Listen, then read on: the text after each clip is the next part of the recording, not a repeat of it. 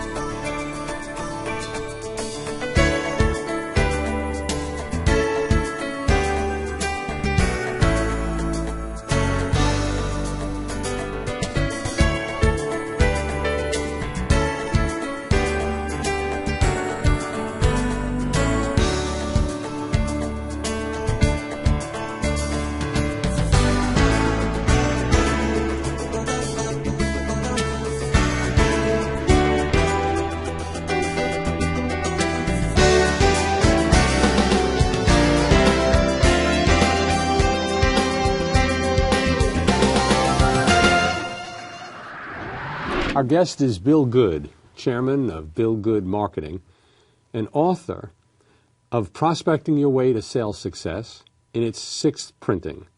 Welcome, Bill Goode. Thank you, Art. Good to see you. Good to see Bill you. Goode Marketing, I guess my first question would be, tell us about marketing, Bill Goode Marketing. All right. The thing we tried to do, this goes back 25 years, is I decided... The company's been around for 25 years. We just passed our 25th birthday. Okay. And I decided that I would go after just a piece of a market. And that piece of the market that I decided to go after was financial services. And I decided I was going to dominate a piece of that market. And I have done it by simply implementing a very important principle of the Hubbard Management System, which is repetition.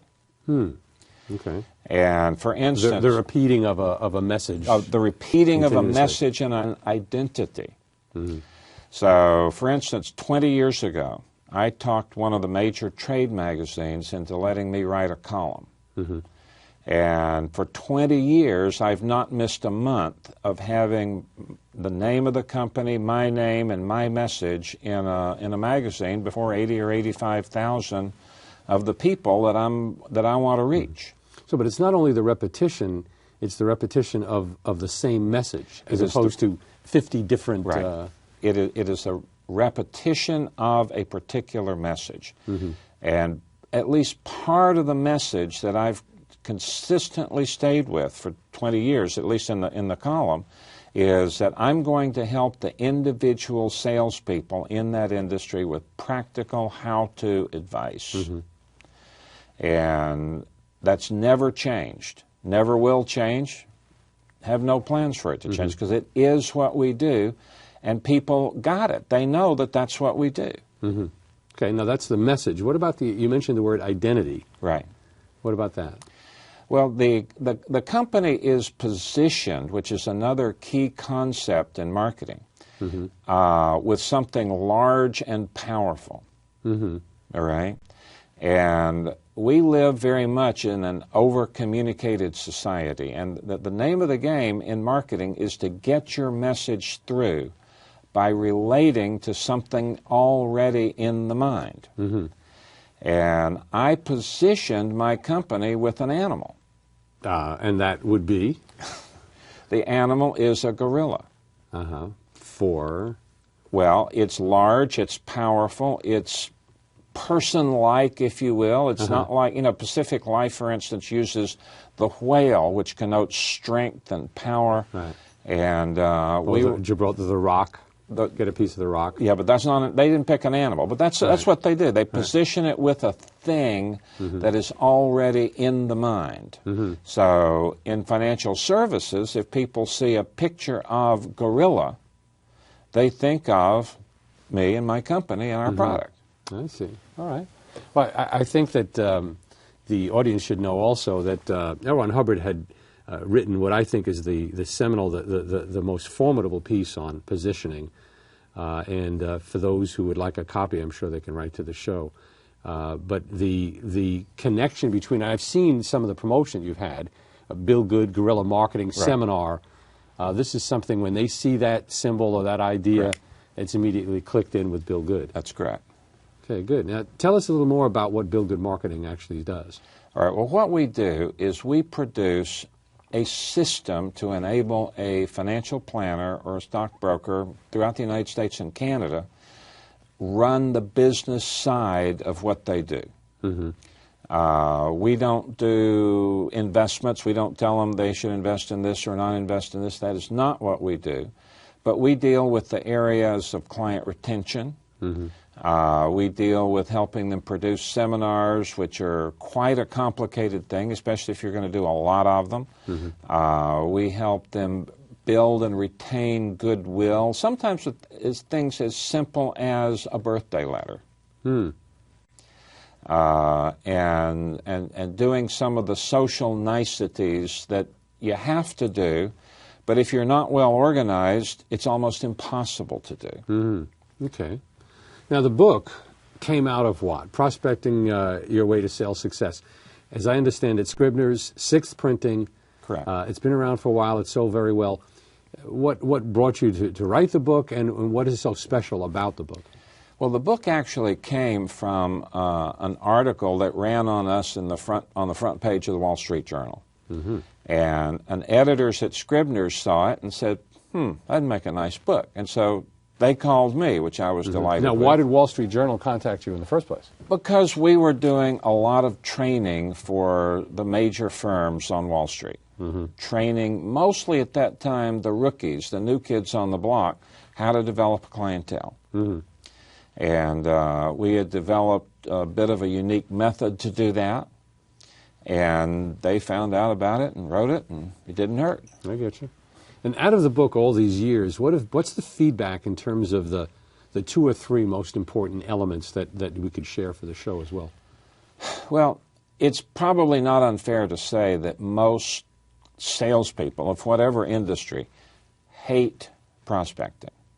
Yeah, that would be fair. Is that fair enough? Yeah, yeah. They cold calls? The cold call, the dreaded cold call. They'd rather, raise your hand if you'd love to do cold calls. Right, all cold callers stand up. And they most of them would rather stand in a cold shower ripping up $100 bills than do that. Okay. So we took what was an unpleasant activity for most salespeople, and we tried to get it done in as short a period of time as possible. We taught people, don't badger and bother people if they're not interested, just go on.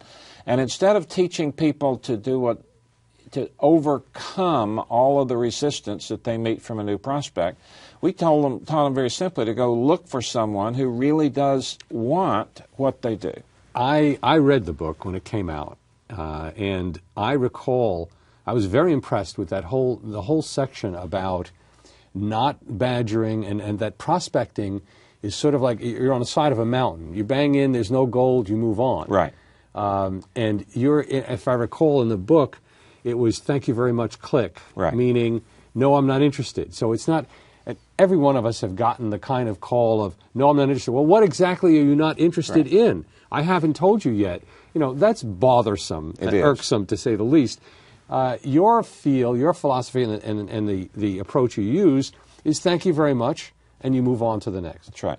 We are looking for someone who is already interested in a particular product or service. I'll give you a simple example. I got a call, I don't know, a year or two ago. I happened to be working at home one day, and I got a call. And I'd been trying to find somebody to clean my carpets because the guy that did clean them had gone out of business. And the dog had gotten together with the carpets, and I called him, and then the phone rang, and the guy says, we're da-da-da-da-da-da. Would you be interested? I said, yeah, as a matter of fact, I would be.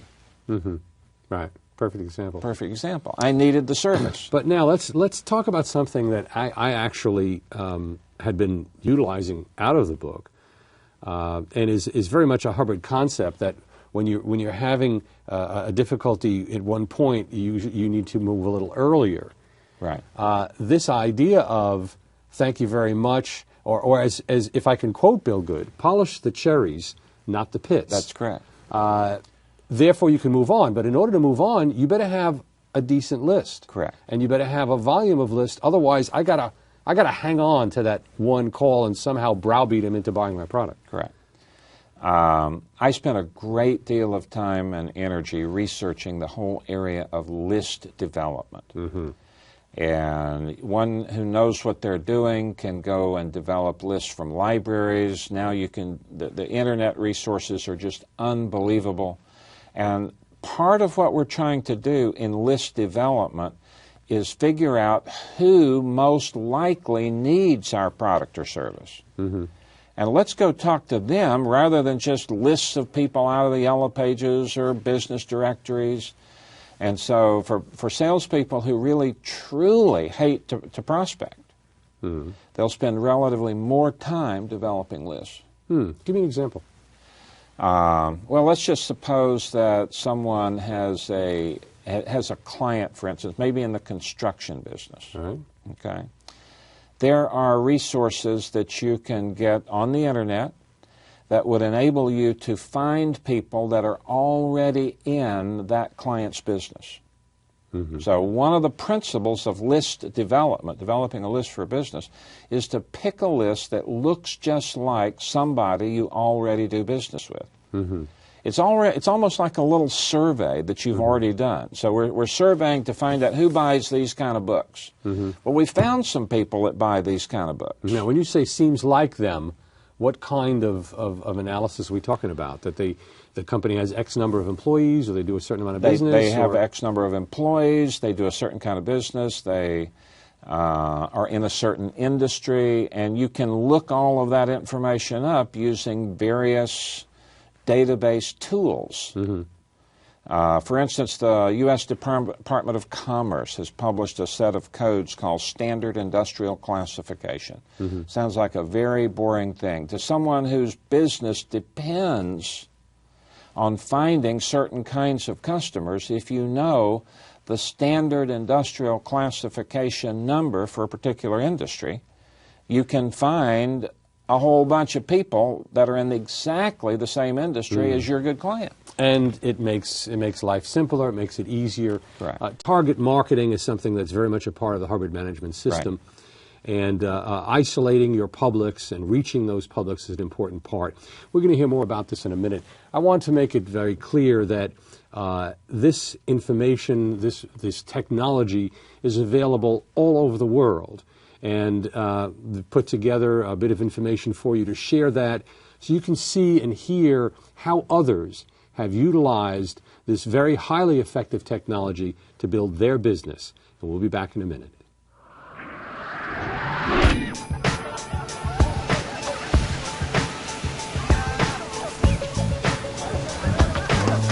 Hey, kid!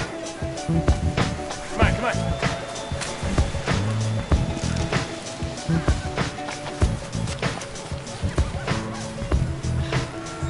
Hey, wait up. There's a mistake. I earn more than this. Seems okay to me, kid. Maybe you should check your math, huh? Hey there. Hey, boss. See what you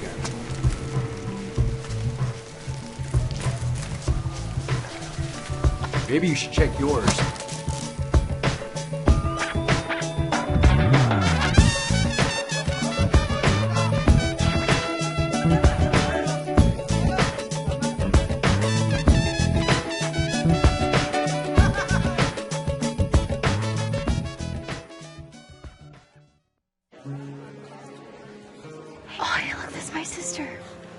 Nicole, isn't your dad supposed to be here?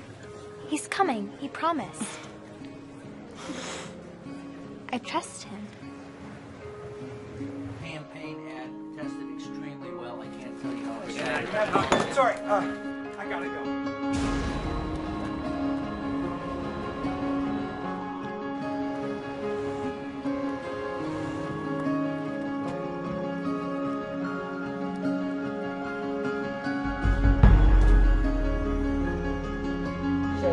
1 minute.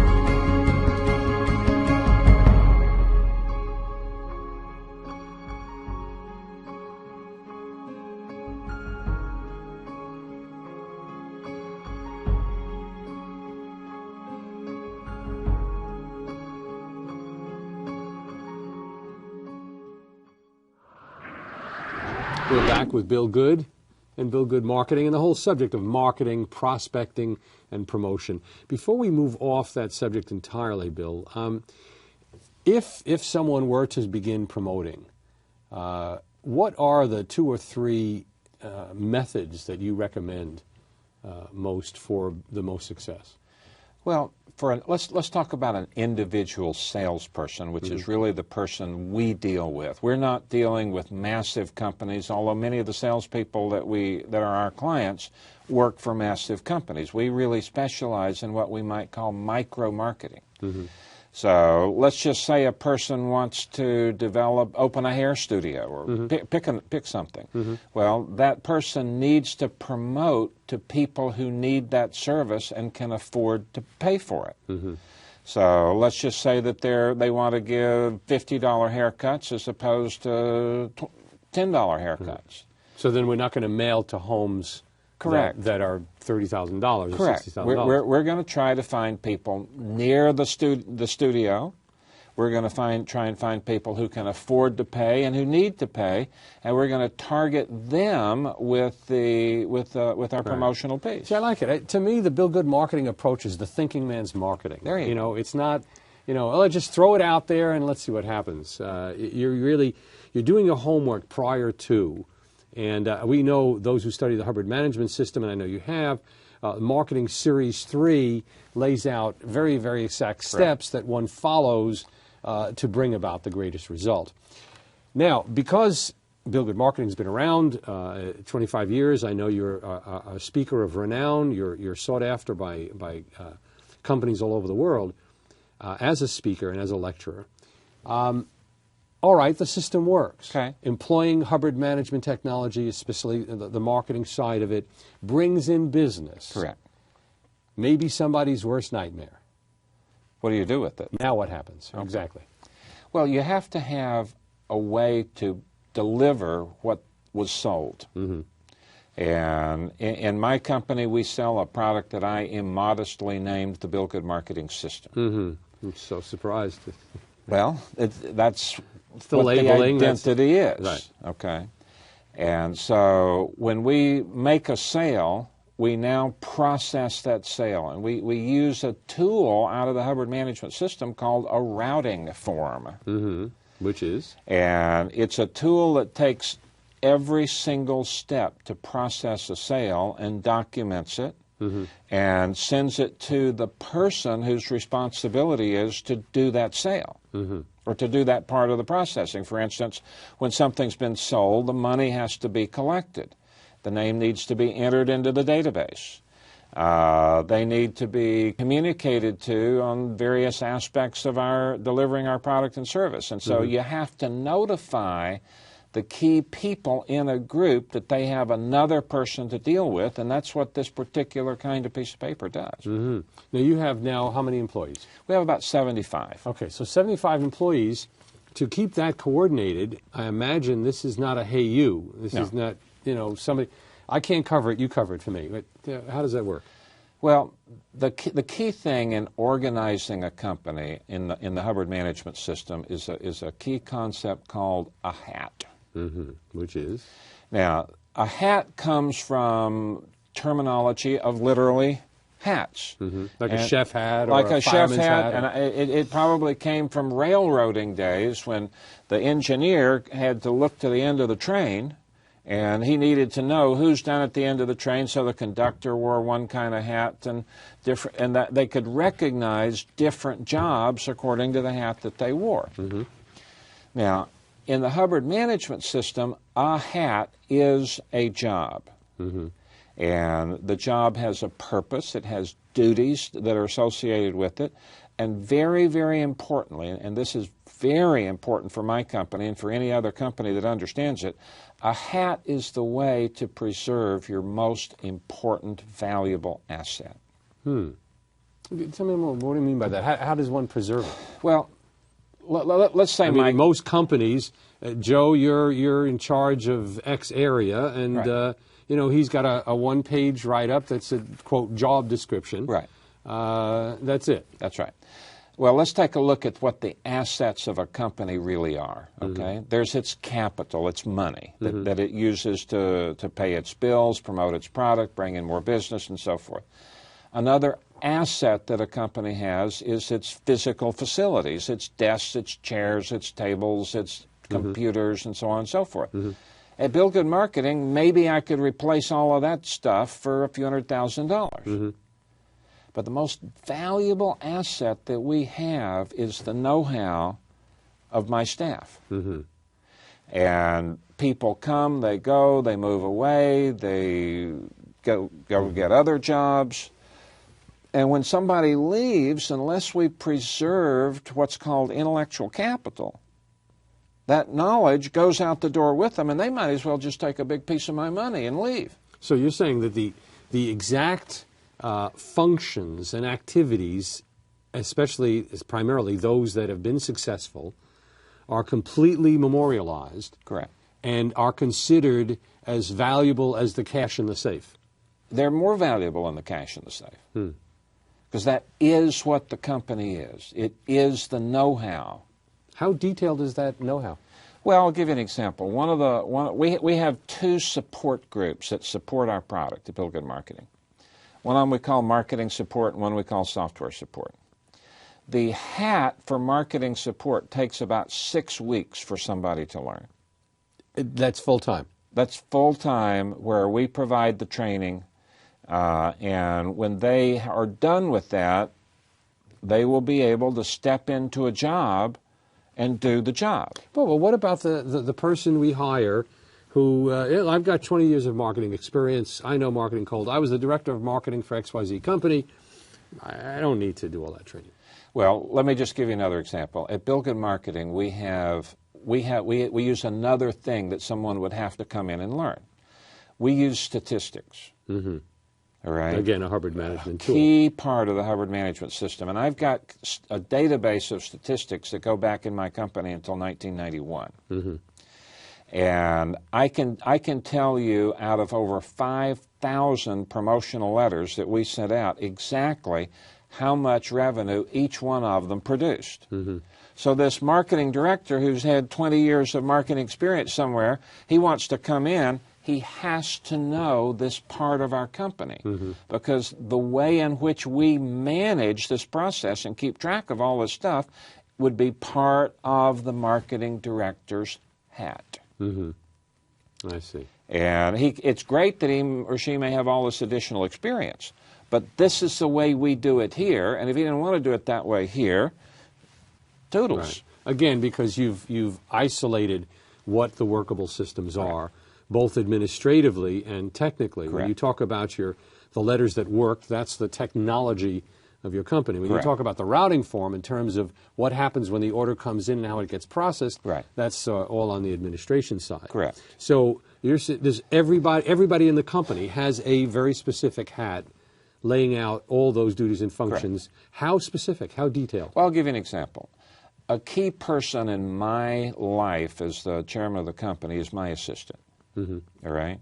And there is a hat called executive assistant. And that is detailed down to how I like my travel booked. So I do not want to sleep in a smoking hotel room, and that is in the hat. And my assistant of the last several years is actually going to be leaving in the next few months. She's going to be moving to a foreign country, and there will be a long, detailed process by which she turns that hat over to her successor. And if that is done successfully, then I won't notice hardly a blip in my job, because part of my job is making sure that all of that information is documented so someone else can learn it, so the intellectual capital doesn't leave. Fascinating. So it's the preserving of that important information. Correct. In a detailed set laid out, and the statistical backup that not only measures what the past has been, but what production is measured, and measuring that production in the future. Correct. It certainly seems to me that the combination of having an administrative system that deals with the ordering and the delivery, as well as securing and isolating what has worked, has got to be fabulously successful. And I want to thank you very much for sharing that with us on the show. Well, you're very welcome. I'm delighted to have been here. I want to point out also that in a piece written by L. Ron Hubbard in 23 July 1972, he said very specifically, hatting equals control. If you want more success in business, and done in an easier fashion, I highly recommend that you employ the system, be in contact with us or anybody utilizing the system. Thanks very much for joining us this evening.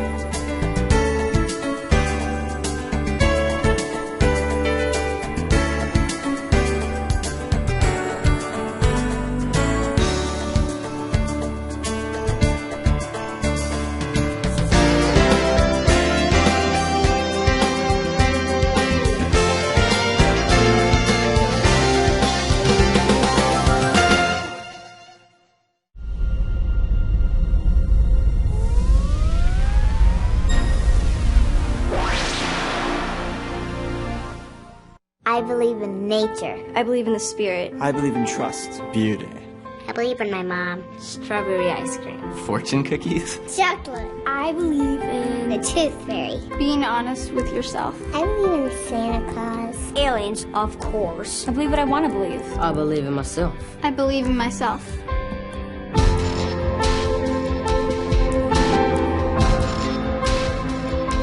I believe in peace.